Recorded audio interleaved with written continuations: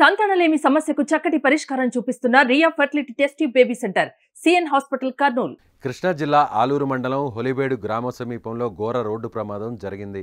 రాత్రి 8 గంటల ప్రాంతంలో రహదారిపై జైలో కారు ప్రమాదానికి గురైంది. అందులో ప్రయాణిస్తున్న 8 మందిలో 3 వ్యక్తులు అక్కడికక్కడే చనిపోయారు.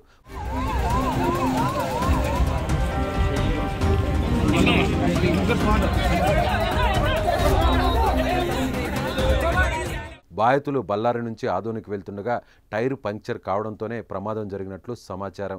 మృతులను ఆదోనికి చెందిన గౌస్ మేస్త్రి, షమీరా, నస్రీన్లుగా గుర్తించారు. హాస్పిటల్లో చికిత్స పొందుతూ మరో 2 వ్యక్తులు కూడా చనిపోయారు.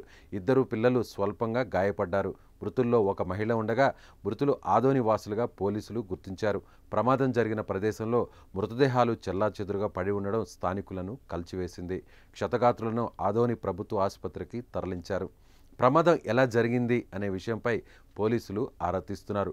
కారు వేగంగా వచ్చి బోల్తా పడిందా లేక ఏదైనా వెహికల్ ఢీకొట్టి వెళ్ళిందా అనే కోణంలో కేసు నమోదు చేసి పోలీసులు దర్యాప్తు చేస్తున్నారు.